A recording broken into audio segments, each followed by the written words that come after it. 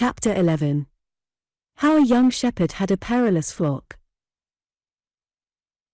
Black was the mouth of Twynham Castle, though a pair of torches burning at the further end of the gateway cast a red glare over the outer bailey, and sent a dim, ruddy flicker through the rough-hewn arch, rising and falling with fitful brightness.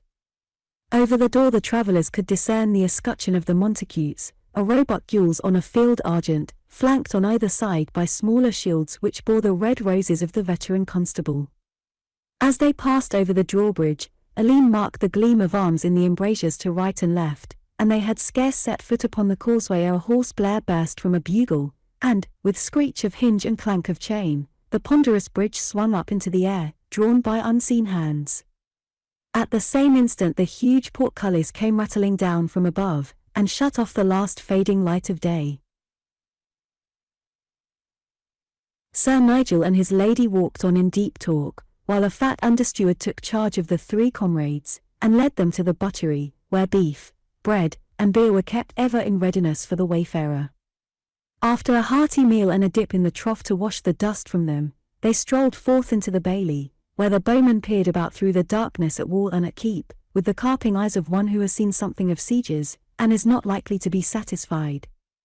To Alleyne and to John, however, it appeared to be as great and as stout a fortress as could be built by the hands of man.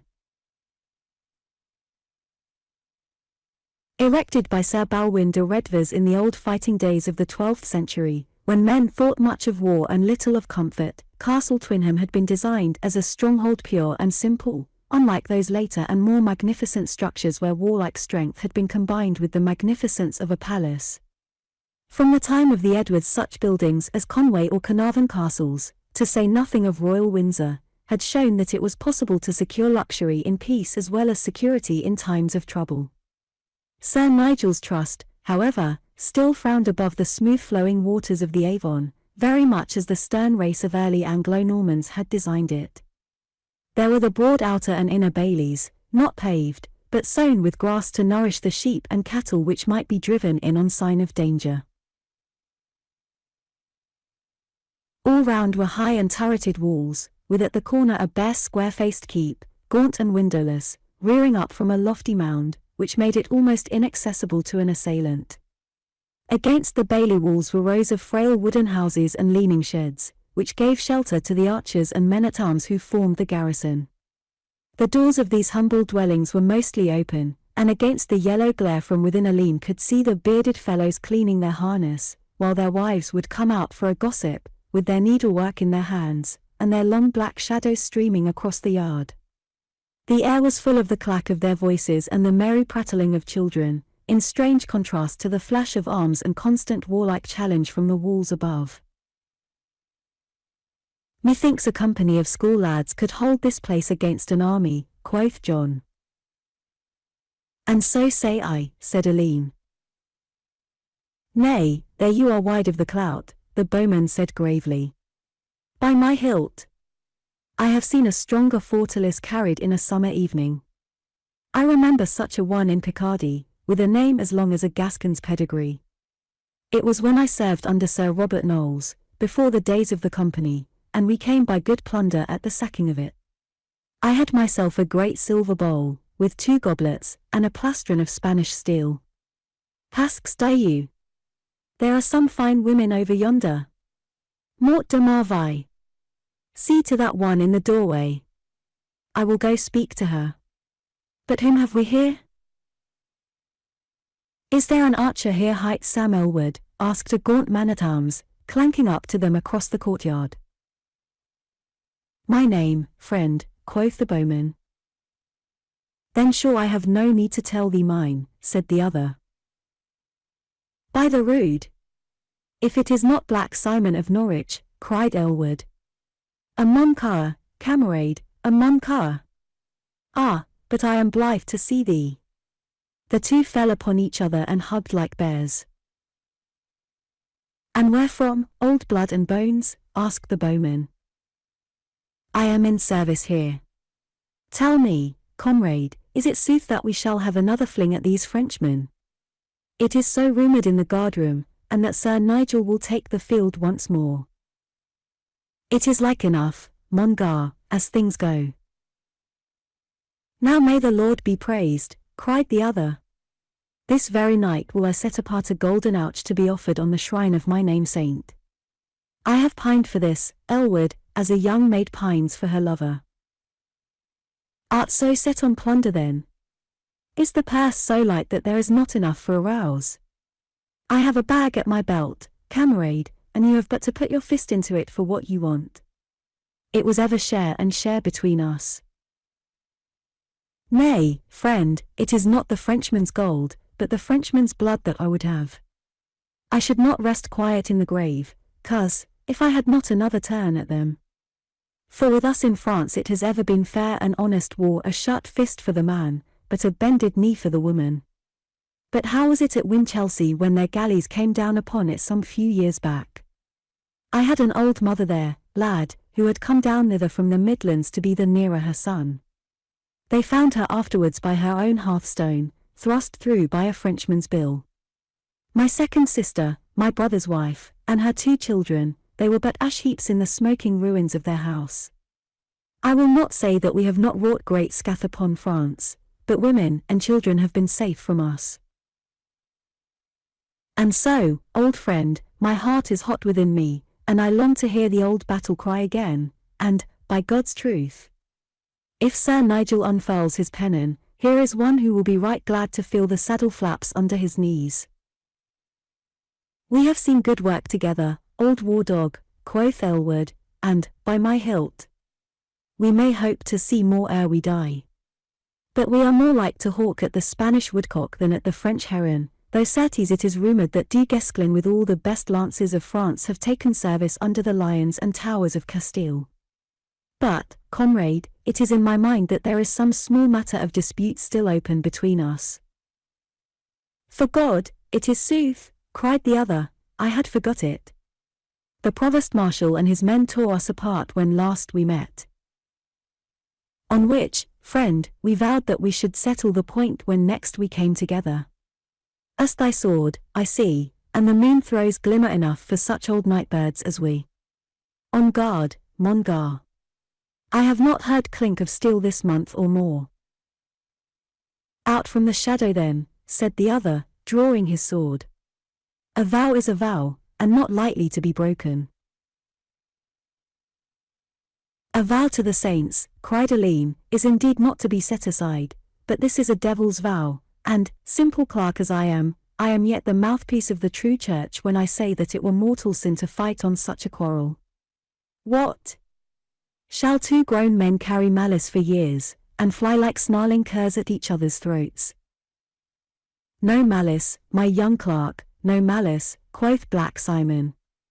I have not a bitter drop in my heart for mine old comrade, but the quarrel, as he hath told you, is still open and unsettled. Fall on, Aylward. Not whilst I can stand between you, cried Alleyne, springing before the bowman. It is shame and sin to see 2 Christian Englishmen turn swords against each other like the frenzied bloodthirsty Paynim. And, what is more, said Hordle John, suddenly appearing out of the buttery with the huge board upon which the pastry was rolled, if I the raise sword I shall flatten him like a Shrove-tide pancake. By the black rood, I shall drive him into the earth, like a nail into a door, rather than see you do scath to each other. For God, this is a strange way of preaching peace, cried Black Simon. You may find the sceth yourself, my lusty friend, if you raise your great cudgel to me. I had as lief have the castle drawbridge drop upon my pate. Tell me, Aylward, said Alleyne earnestly, with his hands outstretched to keep the pair asunder, what is the cause of quarrel, that we may see whether honourable settlement may not be arrived at. The bowman looked down at his feet and then up at the moon. Parbleu, he cried, the cause of quarrel. Why, mon petit, it was years ago in Limousin, and how can I bear in mind what was the cause of it? Simon thereth it at the end of his tongue.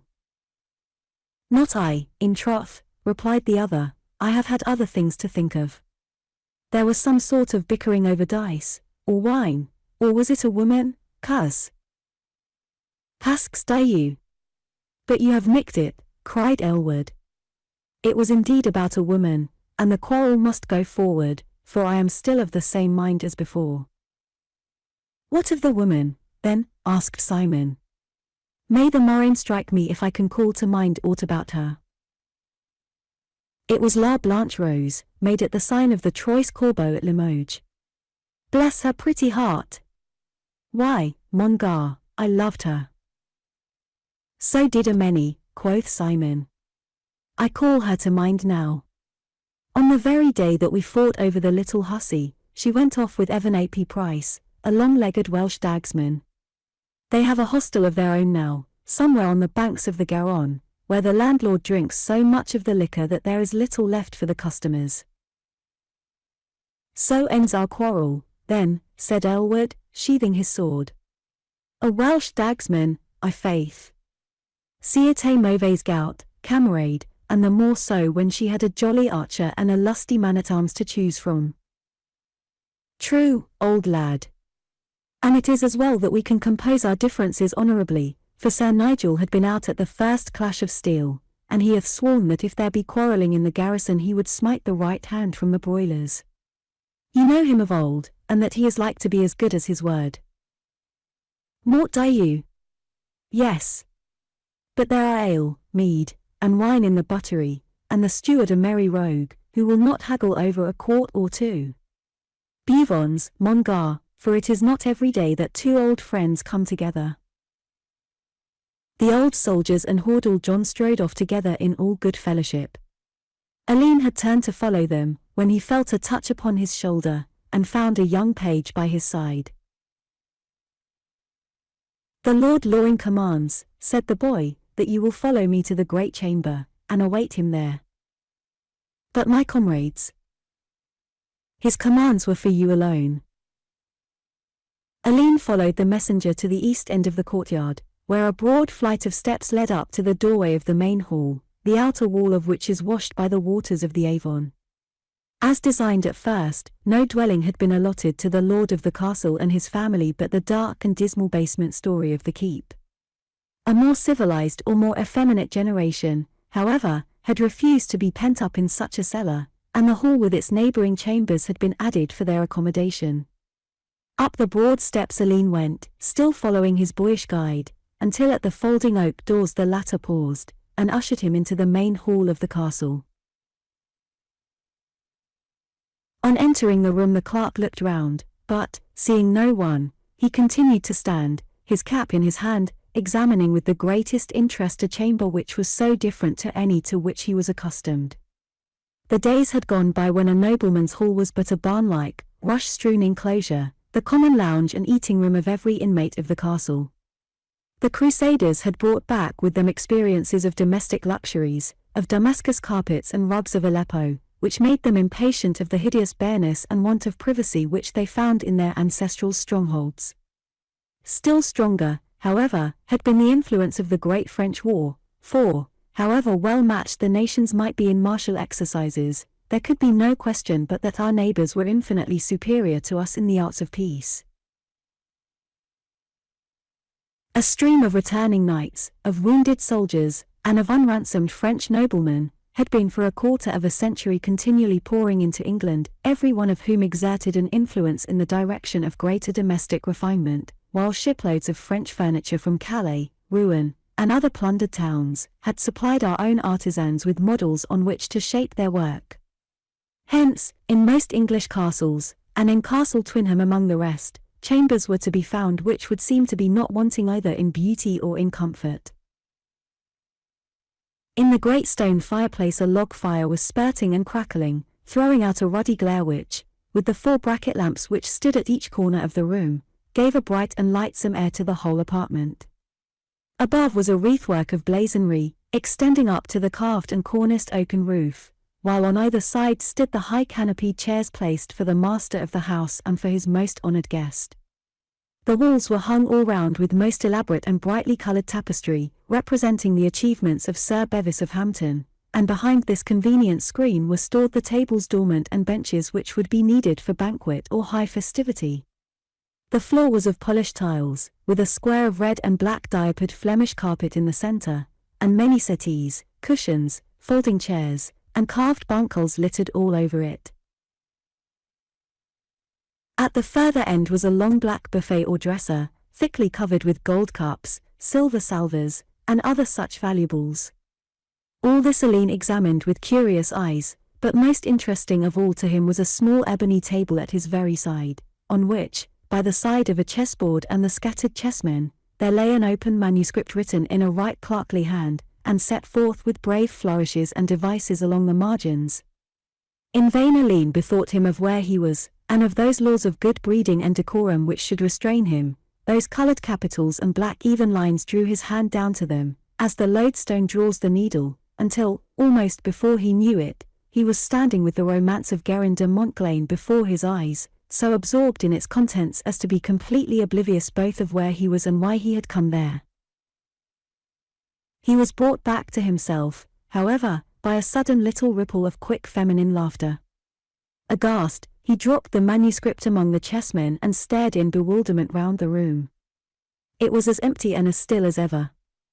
Again he stretched his hand out to the romance, and again came that roguish burst of merriment. He looked up at the ceiling, back at the closed door, and round at the stiff folds of motionless tapestry. Of a sudden, however, he caught a quick shimmer from the corner of a high-backed bancal in front of him, and, shifting a pace or two to the side, saw a white slender hand, which held a mirror of polished silver in such a way that the concealed observer could see without being seen. He stood irresolute, uncertain whether to advance or to take no notice, but, even as he hesitated, the mirror was whipped in, and a tall and stately young lady swept out from behind the oaken screen, with a dancing light of mischief in her eyes. Alleyne started with astonishment as he recognized the very maiden who had suffered from his brother's violence in the forest. She no longer wore her gay riding dress, however, but was attired in a long sweeping robe of black velvet of Bruges, with delicate tracery of white lace at neck and at wrist, scarce to be seen against her ivory skin. Beautiful as she had seemed to him before, the lithe charm of her figure and the proud, free grace of her bearing were enhanced now by the rich simplicity of her attire. "Ah, you start," said she, with the same sidelong look of mischief, "and I cannot marvel at it. Didst not look to see the distressed damosel again? Oh, that I were a minstrel, that I might put it into rhyme, with the whole romance, the luckless maid, the wicked sockman, and the virtuous clerk. So might our fame have gone down together for all time, and ye be numbered with Sir Percival or Sir Galahad, or all the other rescuers of oppressed ladies." "What I did," said Alleyne, "was too small a thing for thanks, and yet, if I may say it without offence, it was too grave and near a matter for mirth and raillery. I had counted on my brother's love, but God has willed that it should be otherwise. It is a joy to me to see you again, lady, and to know that you have reached home in safety, if this be indeed your home." "Yes, in sooth, Castle Twynham is my home, and Sir Nigel Loring my father. I should have told you so this morning, but you said that you were coming thither, so I bethought me that I might hold it back as a surprise to you."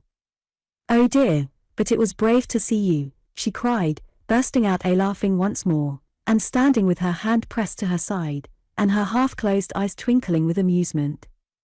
"You drew back and came forward with your eyes upon my book there, like the mouse who sniffs the cheese and yet dreads the trap." "I take shame," said Alleyne, "that I should have touched it. Nay, it warmed my very heart to see it. So glad was I, that I laughed for very pleasure. My fine preacher can himself be tempted then, thought I, he is not made of another clay to the rest of us. God help me! I am the weakest of the weak," groaned Alleyne. "I pray that I may have more strength." "And to what end?" she asked sharply. "If you are, as I understand, to shut yourself forever in your cell within the four walls of an abbey, then of what use would it be were your prayer to be answered?"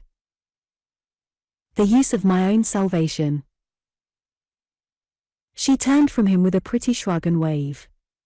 "Is that all?" she said. "Then you are no better than Father Christopher and the rest of them. Your own, ever your own. My father is the king's man, and when he rides into the press of fight he is not thinking ever of the saving of his own poor body, he recks little enough if he leave it on the field.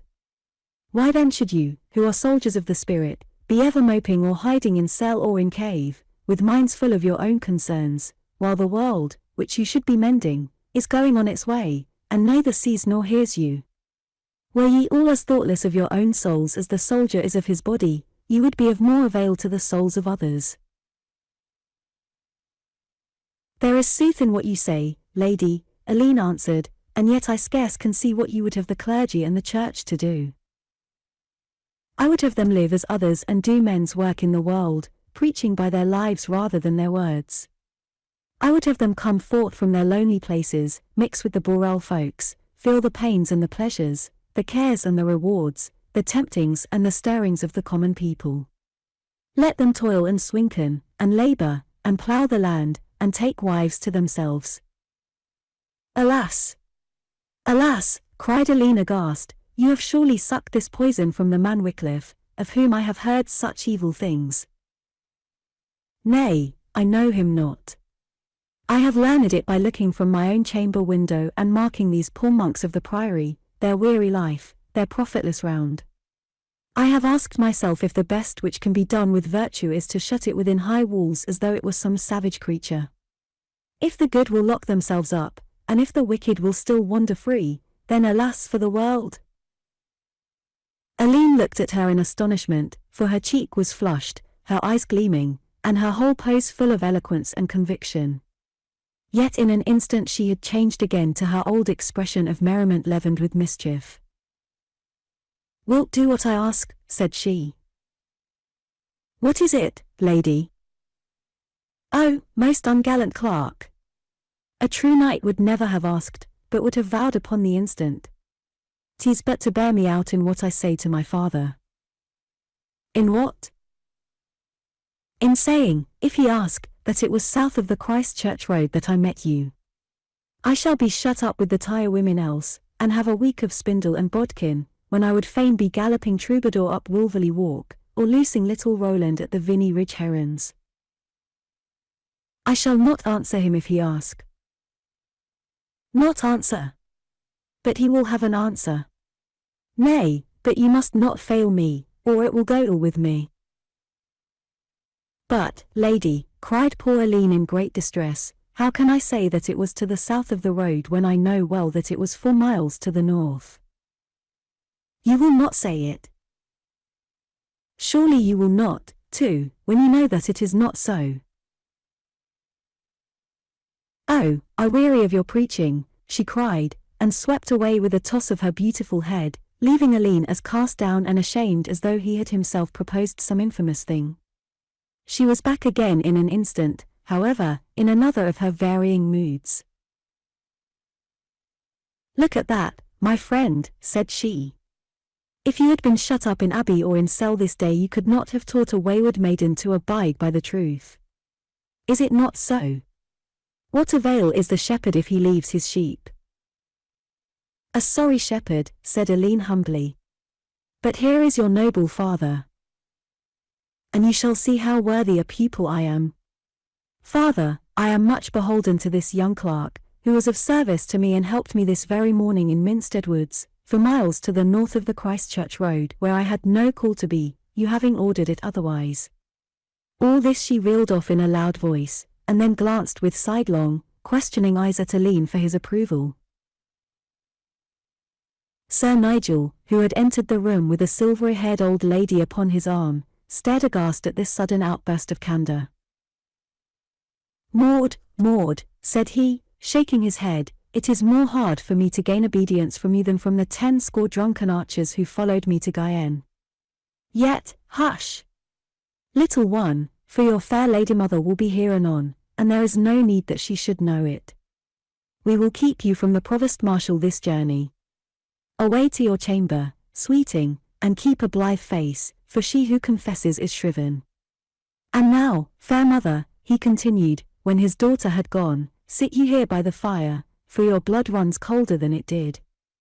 Alleyne Edricson, I would have a word with you, for I would fain that you should take service under me. And here in good time comes my lady, without whose counsel it is not my wont to decide aught of import, but, indeed, it was her own thought that you should come. For I have formed a good opinion of you, and can see that you are one who may be trusted, said the Lady Loring. And in good sooth my dear lord hath need of such a one by his side, for he recks so little of himself that there should be one there to look to his needs and meet his wants. You have seen the cloisters, it were well that you should see the world too, ere you make choice for life between them. It was for that very reason that my father willed that I should come forth into the world at my 20th year, said Alleyne. Then your father was a man of good counsel, said she, and you cannot carry out his will better than by going on this path, where all that is noble and gallant in England will be your companions. You can ride? Asked Sir Nigel, looking at the youth with puckered eyes. Yes, I have ridden much at the abbey. Yet there is a difference betwixt a friar's hack and a warrior's destrier. You can sing and play on satoli, flute and rebeck. Good. You can read blazonry. Indifferent well. Then read this, quoth Sir Nigel, pointing upwards to one of the many quarterings which adorned the wall over the fireplace. Argent, Alleyne answered, a fess azure charged with 3 lozenges dividing 3 mullets sable. Over all, on an escutcheon of the first, a jam gules. A jam gules erased, said Sir Nigel, shaking his head solemnly. Yet it is not amiss for a monk-bred man. I trust that you are lowly and serviceable. I have served all my life, my lord. Canst carve too? I have carved 2 days a week for the brethren. A model truly. Wilt make a squire of squires. But tell me, I pray, canst curl hair? No, my lord, but I could learn. It is of import, said he, for I love to keep my hair well ordered, seeing that the weight of my helmet for 30 years hath in some degree frayed it upon the top. He pulled off his velvet cap of maintenance as he spoke, and displayed a pate which was as bald as an egg, and shone bravely in the firelight. You see, said he, whisking round, and showing one little strip where a line of scattered hairs, like the last survivors in some fatal field, still barely held their own against the fate which had fallen upon their comrades. These locks need some little oiling and curling, for I doubt not that if you look slantwise at my head, when the light is good, you will yourself perceive that there are places where the hair is sparse. It is for you also to bear the purse, said the lady, for my sweet lord is of so free and gracious a temper that he would give it gaily to the first who asked alms of him. All these things, with some knowledge of venery, and of the management of horse, hawk and hound, with the grace and hardihood and courtesy which are proper to your age, will make you a fit squire for Sir Nigel Loring. Alas! Lady, Alleyne answered, I know well the great honour that you have done me in deeming me worthy to wait upon so renowned a knight, yet I am so conscious of my own weakness that I scarce dare incur duties which I might be so ill-fitted to fulfil. Modesty and a humble mind, said she, are the very first and rarest gifts in page or squire. Your words prove that you have these, and all the rest is but the work of use and time. But there is no call for haste. Rest upon it for the night, and let your orisons ask for guidance in the matter. We knew your father well, and would fain help his son, though we have small cause to love your brother the Sockman, who is forever stirring up strife in the county. We can scarce hope, said Nigel, to have all ready for our start before the feast of St. Luke, for there is much to be done in the time. You will have leisure, therefore, if it please you to take service under me, in which to learn your devoir. Bertrand, my daughter's page, is hot to go, but in sooth he is over young for such rough work as may be before us. And I have one favour to crave from you, added the lady of the castle, as Alleyne turned to leave their presence. You have, as I understand, much learning which you have acquired at Beaulieu. Little enough, lady, compared with those who were my teachers. Yet enough for my purpose, I doubt not. For I would have you give an hour or 2 a day whilst you are with us in discoursing with my daughter, the Lady Maud, for she is somewhat backward, I fear, and hath no love for letters, save for these poor fond romances, which do but fill her empty head with dreams of enchanted maidens and of errant cavaliers. Father Christopher comes over afternoons from the priory, but he is stricken with years and slow of speech, so that she gets small profit from his teaching. I would have you do what you can with her, and with Agatha my young tirewoman, and with Dorothy Pierpont. And so Alleyne found himself not only chosen as squire to a knight but also as squire to 3 damosels, which was even further from the part which he had thought to play in the world. Yet he could but agree to do what he might, and so went forth from the castle hall with his face flushed and his head in a whirl at the thought of the strange and perilous paths which his feet were destined to tread. Chapter 12. How Alleyne learned more than he could teach. And now there came a time of stir and bustle, of furbishing of arms and clang of hammer from all the Southland counties. Fast spread the tidings from thorpe to thorpe and from castle to castle, that the old game was afoot once more, and the lions and lilies to be in the field with the early spring. Great news this for that fierce old country, whose trade for a generation had been war, her exports archers and her imports prisoners. For 6 years her sons had chafed under an unwonted peace. Now they flew to their arms as to their birthright. The old soldiers of Crecy, of Nogent, and of Poictiers were glad to think that they might hear the war trumpet once more, and gladder still were the hot youth who had chafed for years under the martial tales of their sires. To pierce the great mountains of the south, to fight the tamers of the fiery moors, to follow the greatest captain of the age, to find sunny cornfields and vineyards, when the marches of Picardy and Normandy were as rare and bleak as the Jedburgh forests, here was a golden prospect for a race of warriors. From sea to sea there was stringing of boughs in the cottage and clang of steel in the castle. Nor did it take long for every stronghold to pour forth its cavalry, and every hamlet its footmen.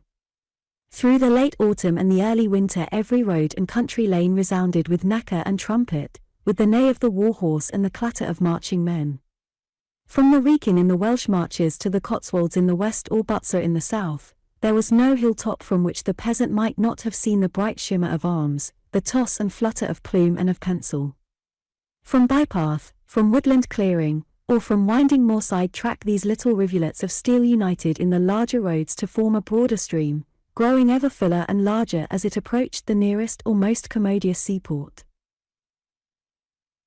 And there all day, and day after day, there was bustle and crowding and labour, while the great ships loaded up, and one after the other spread their white pinions and darted off to the open sea, amid the clash of cymbals and rolling of drums and lusty shouts of those who went and of those who waited.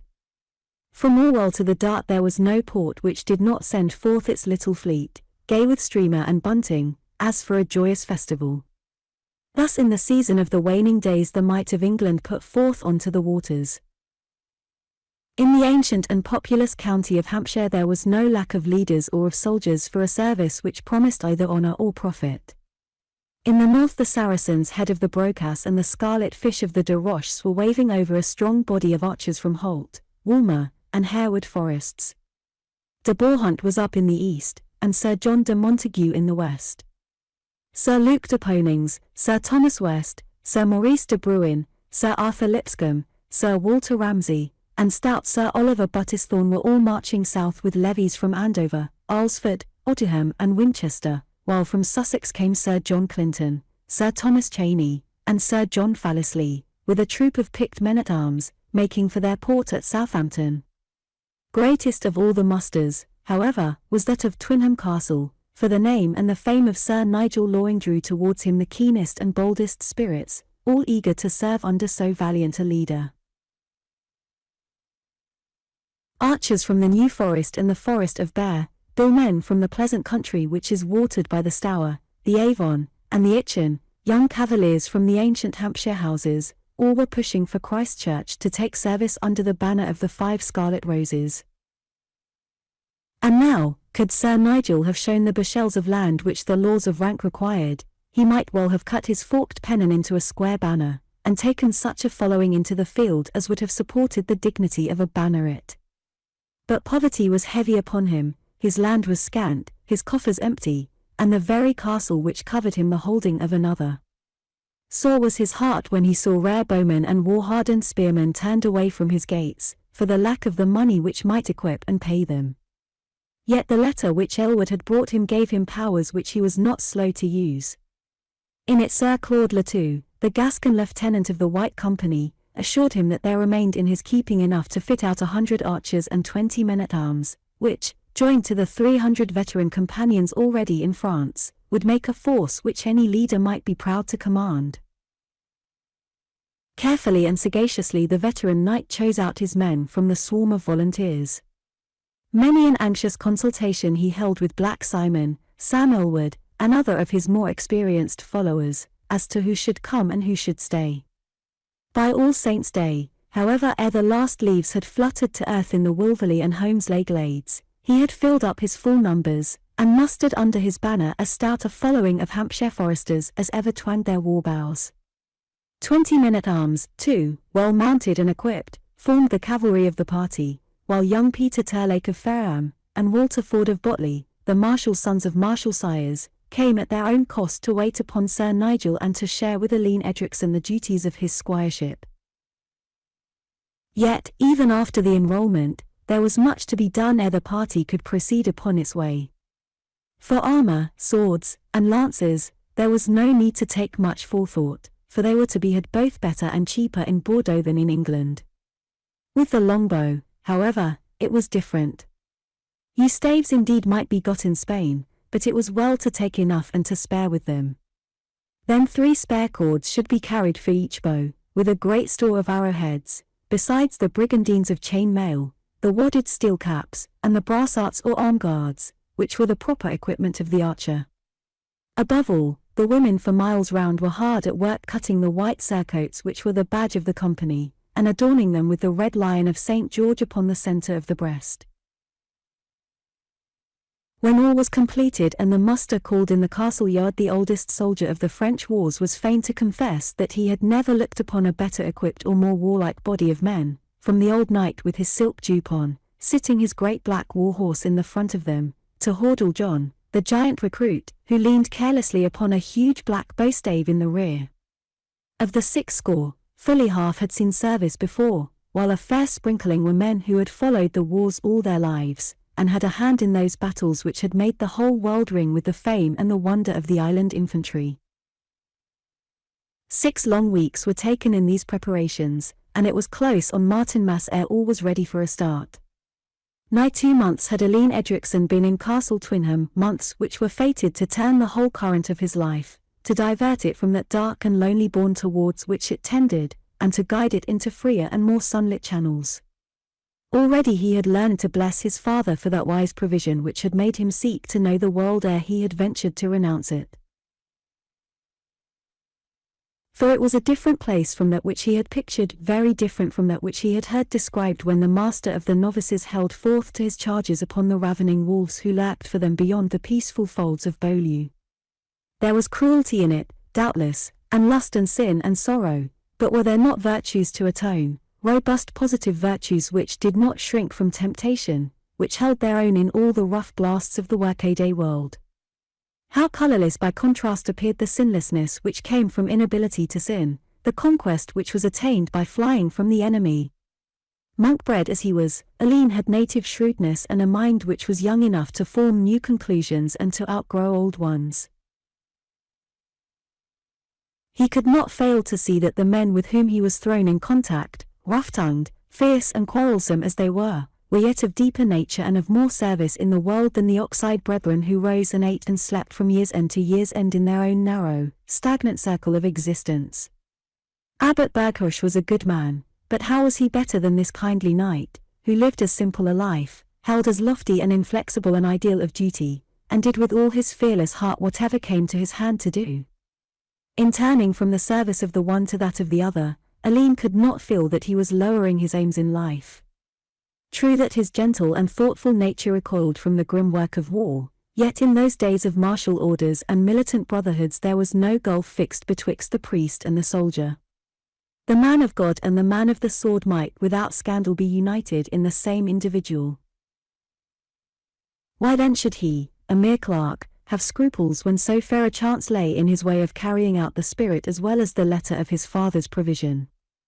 Much struggle it cost him, anxious spirit questionings and midnight prayings, with many a doubt and a misgiving, but the issue was that ere he had been 3 days in Castle Twynham he had taken service under Sir Nigel, and had accepted horse and harness, the same to be paid for out of his share of the profits of the expedition.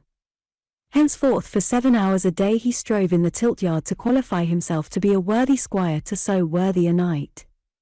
Young, supple and active, with all the pent energies from years of pure and healthy living, it was not long before he could manage his horse and his weapon well enough to earn an approving nod from critical men-at-arms, or to hold his own against Turlake and Ford, his fellow servitors. But were there no other considerations which swayed him from the cloisters towards the world? So complex is the human spirit that it can itself scarce discern the deep springs which impel it to action. Yet to Alleyne had been opened now a side of life of which he had been as innocent as a child, but one which was of such deep import that it could not fail to influence him in choosing his path. A woman, in monkish precepts, had been the embodiment and concentration of what was dangerous and evil, a focus whence spread all that was to be dreaded and avoided. So defiling was their presence that a true Cistercian might not raise his eyes to their face or touch their fingertips under ban of church and fear of deadly sin. Yet here, day after day for an hour after nones, and for an hour before vespers, he found himself in close communion with 3 maidens, all young, all fair, and all therefore doubly dangerous from the monkish standpoint. Yet he found that in their presence he was conscious of a quick sympathy, a pleasant ease, a ready response to all that was most gentle and best in himself, which filled his soul with a vague and new-found joy. And yet the Lady Maud Loring was no easy pupil to handle. An older and more world-wise man might have been puzzled by her varying moods, her sudden prejudices, her quick resentment at all constraint and authority. Did a subject interest her, was there space in it for either romance or imagination, she would fly through it with her subtle, active mind, leaving her 2 fellow students and even her teacher toiling behind her.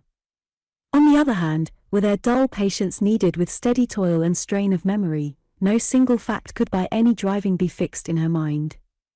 Alleyne might talk to her of the stories of old gods and heroes, of gallant deeds and lofty aims, or he might hold forth upon moon and stars, and let his fancy wander over the hidden secrets of the universe, and he would have a rapt listener with flushed cheeks and eloquent eyes, who could repeat after him the very words which had fallen from his lips. But when it came to Almagest and astrolabe, the counting of figures and reckoning of epicycles, away would go her thoughts to horse and hound, and a vacant eye and listless face would warn the teacher that he had lost his hold upon his scholar. Then he had but to bring out the old romance book from the priory, with befingered cover of sheepskin and gold letters upon a purple ground, to entice her wayward mind back to the paths of learning. At times, too, when the wild fit was upon her, she would break into pertness and rebel openly against Alleyne's gentle firmness. Yet he would jog quietly on with his teachings, taking no heed to her mutiny, until suddenly she would be conquered by his patience, and break into self-revilings 100 times stronger than her fault demanded. It chanced however that, on one of these mornings when the evil mood was upon her, Agatha the young tirewoman, thinking to please her mistress, began also to toss her head and make tart rejoinder to the teacher's questions. In an instant the Lady Maud had turned upon her 2 blazing eyes and a face which was blanched with anger. "You would dare," said she. "You would dare." The frightened tirewoman tried to excuse herself. "But my fair lady," she stammered, "what have I done? I have said no more than I heard." "You would dare," repeated the lady in a choking voice. "You, a graceless baggage, a foolish lack-brain, with no thought above the hemming of shifts. And he so kindly and handy and long-suffering. You would, you may well flee the room." She had spoken with a rising voice, and a clasping and opening of her long white fingers, so that it was no marvel that ere the speech was over the skirts of Agatha were whisking round the door and the click of her sobs to be heard dying swiftly away down the corridor. Alleyne stared open-eyed at this tigress who had sprung so suddenly to his rescue. "There is no need for such anger," he said mildly. "The maid's words have done me no scathe. It is you yourself who have erred." "I know it," she cried, "I am a most wicked woman. But it is bad enough that one should misuse you. Ma foi. I will see that there is not a second one. Nay, nay, no one has misused me, he answered. But the fault lies in your hot and bitter words.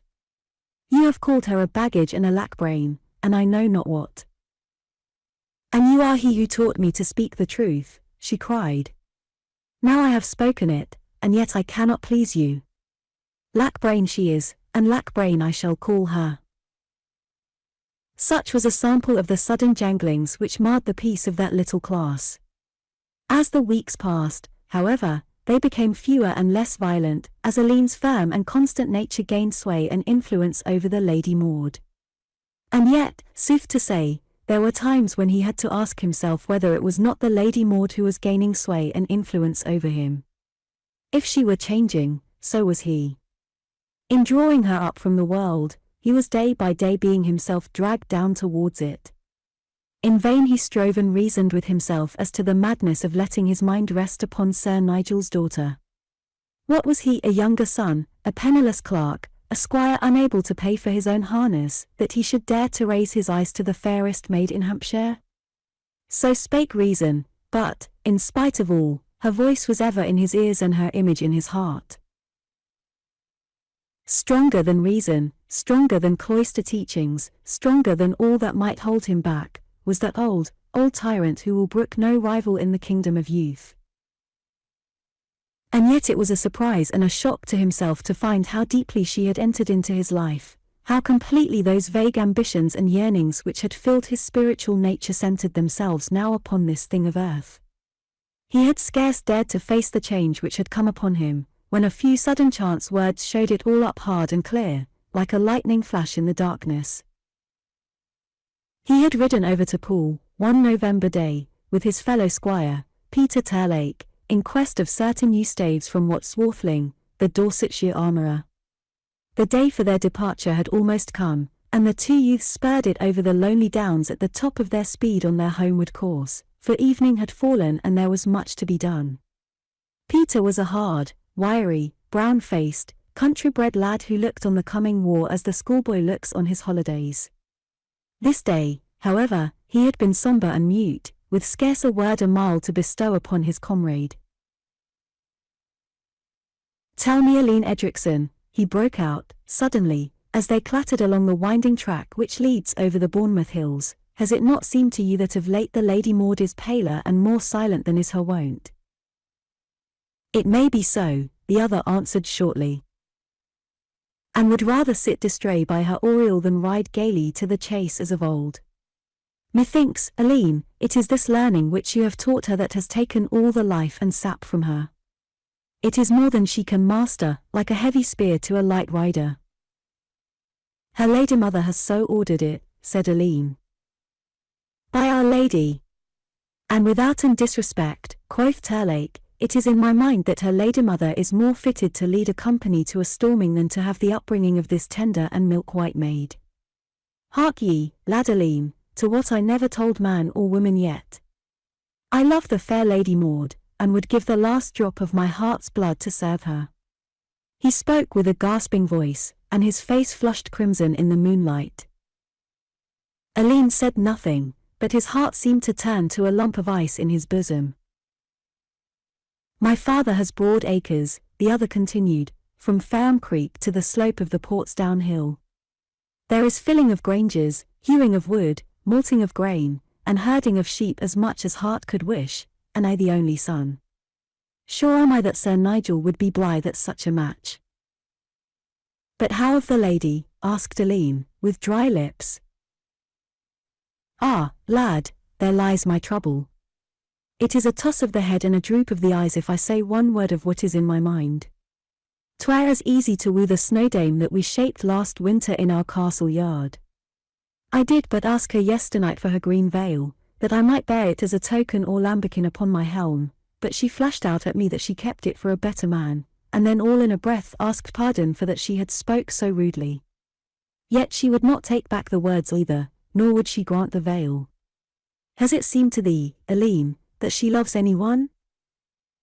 "Nay, I cannot say," said Alleyne, with a wild throb of sudden hope in his heart. "I have thought so, and yet I cannot name the man. Indeed, save myself, and Vol.4, and you, who are half a clerk, and Father Christopher of the Priory, and Bertrand the page, who is there whom she sees?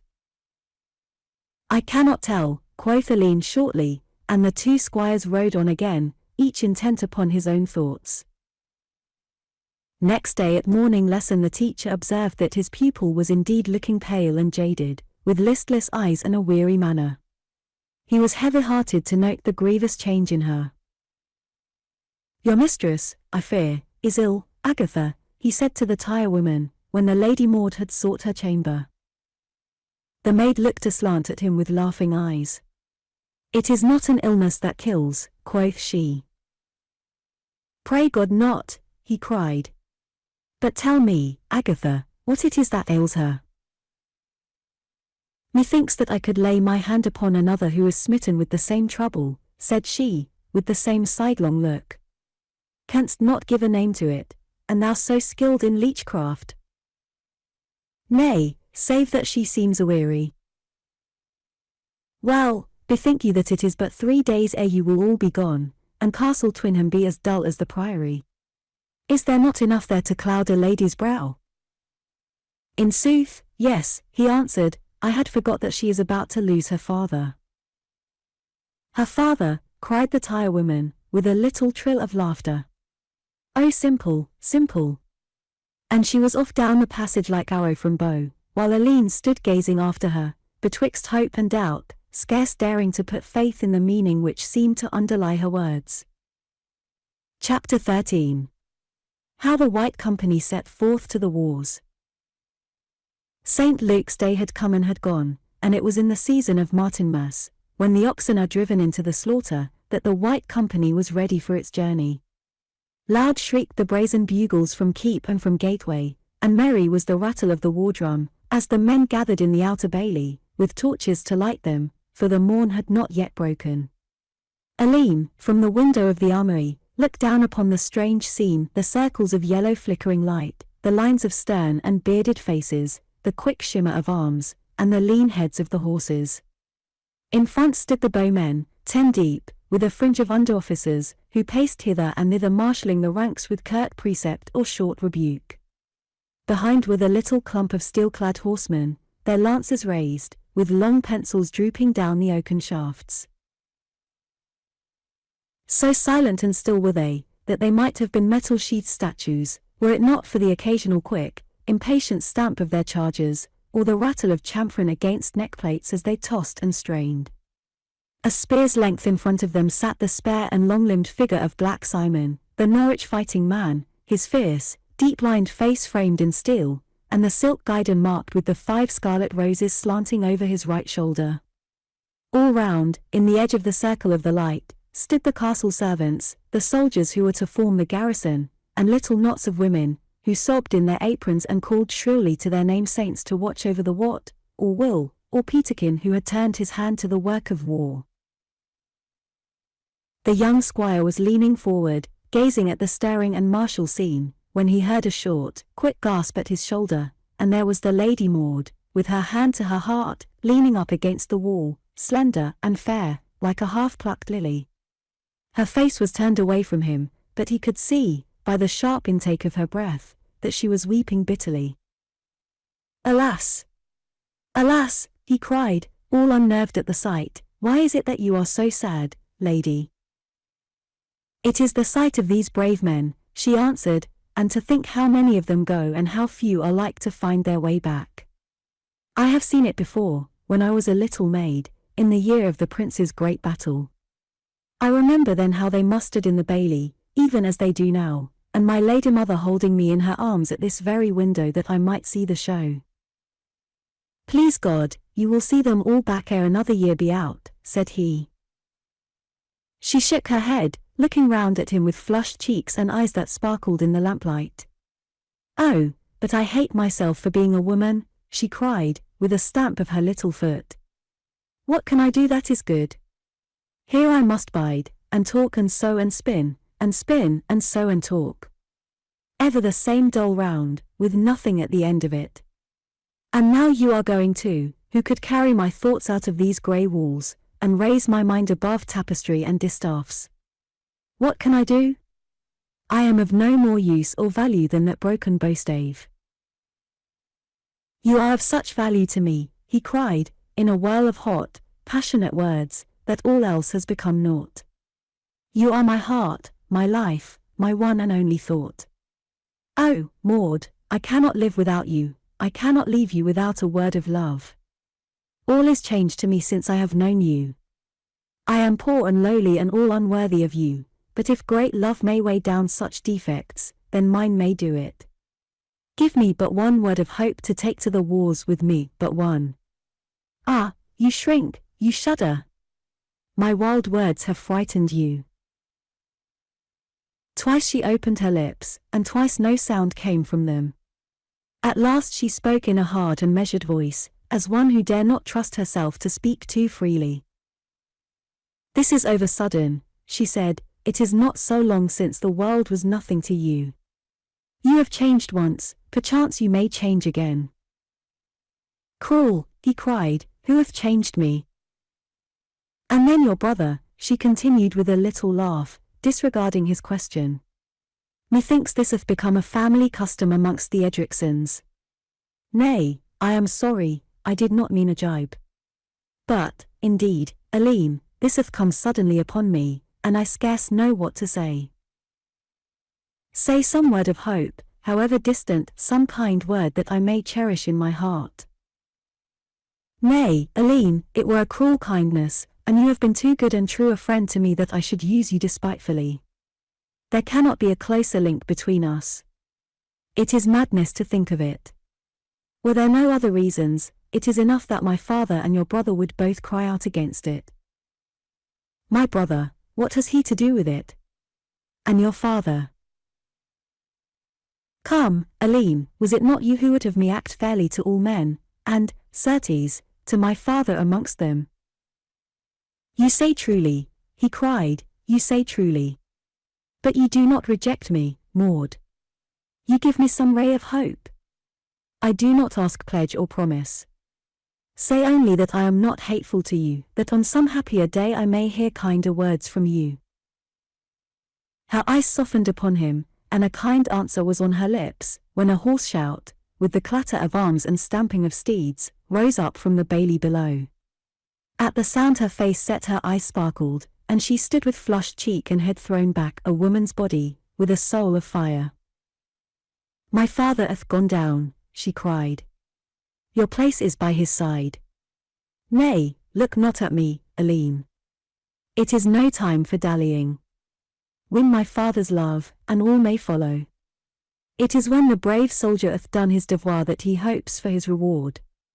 Farewell, and may God be with you. She held out her white, slim hand to him, but as he bent his lips over it she whisked away and was gone, leaving in his outstretched hand the very green veil for which poor Peter Terlake had craved in vain. Again the hoarse cheering burst out from below, and he heard the clang of the rising portcullis. Pressing the veil to his lips, he thrust it into the bosom of his tunic, and rushed as fast as feet could bear him to arm himself and join the muster. The raw morning had broken ere the hot spiced ale had been served round and the last farewell spoken. A cold wind blew up from the sea and ragged clouds drifted swiftly across the sky. The Christchurch townsfolk stood huddled about the bridge of Avon, the women pulling tight their shawls and the men swathing themselves in their gabardines, while down the winding path from the castle came the van of the little army, their feet clanging on the hard, frozen road. First came Black Simon with his banner, bestriding a lean and powerful dapple-grey charger, as hard and wiry and war-wise as himself. After him, riding three abreast, were 9 men-at-arms, all picked soldiers, who had followed the French wars before, and knew the marches of Picardy as they knew the downs of their native Hampshire. They were armed to the teeth with lance, sword, and mace, with square shields notched at the upper right-hand corner to serve as a spear rest. For defence each man wore a coat of interlaced leathern thongs, strengthened at the shoulder, elbow, and upper arm with slips of steel. Greaves and knee-pieces were also of leather backed by steel, and their gauntlets and shoes were of iron plates, craftily jointed. So, with jingle of arms and clatter of hoofs, They rode across the bridge of Avon, while the burghers shouted lustily for the flag of the 5 Roses and its gallant guard. Close at the heels of the horses came 20 archers bearded and burly, their round targets on their backs and their long yellow bows, the most deadly weapon that the wit of man had yet devised, thrusting forth from behind their shoulders. From each man's girdle hung sword or axe, according to his humour, and over the right hip there jutted out the leathern quiver with its bristle of goose, pigeon, and peacock feathers. Behind the bowmen strode 2 trumpeters blowing upon knackers, and 2 drummers in party-coloured clothes. After them came 27 sumpter horses carrying tent poles, cloth, spare arms, spurs, wedges, cooking kettles, horseshoes, bags of nails and the 100 other things which experience had shown to be needful in a harried and hostile country. A white mule with red trappings, led by a varlet, carried Sir Nigel's own napery and table comforts. Then came 20 more archers, 10 more men-at-arms, and finally a rear guard of 20 bowmen, with Big John towering in the front rank and the veteran Aylward marching by the side, his battered harness and faded surcoat in strange contrast with the snow-white jupons and shining brigandines of his companions. A quick crossfire of greetings and questions and rough West Saxon jests flew from rank to rank, or were banded about betwixt the marching archers and the gazing crowd. "Ola, Gaffer Higginson," cried Aylward, as he spied the portly figure of the village innkeeper.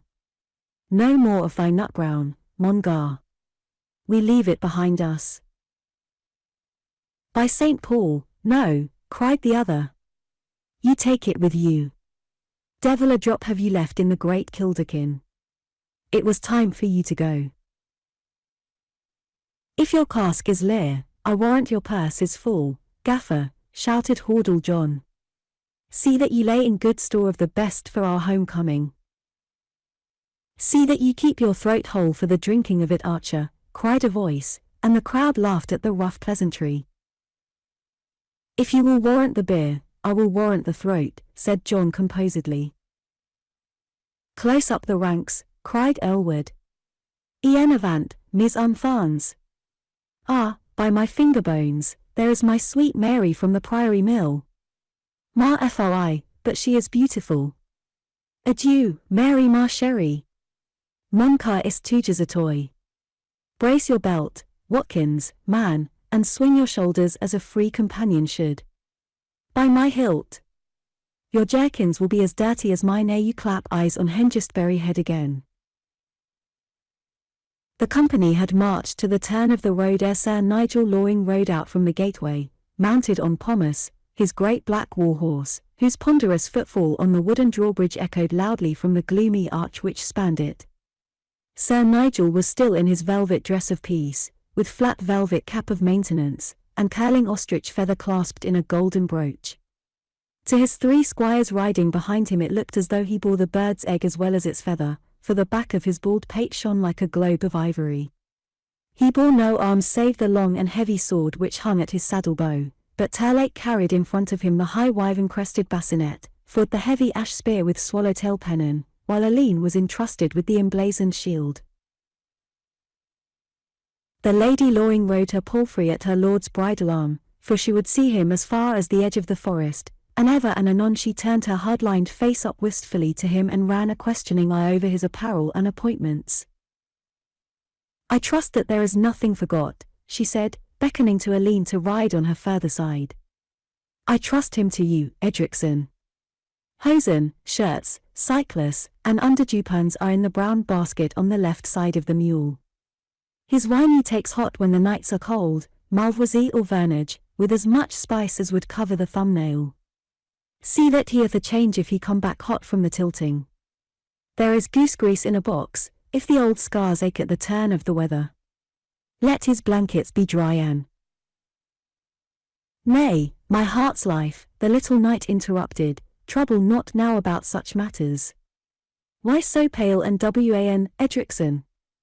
Is it not enow to make a man's heart dance to see this noble company, such valiant men-at-arms, such lusty archers?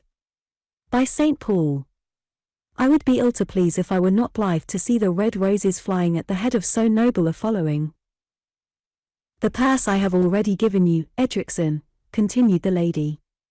There are in it 23 marks, 1 noble, 3 shillings and 4pence, which is a great treasure for one man to carry.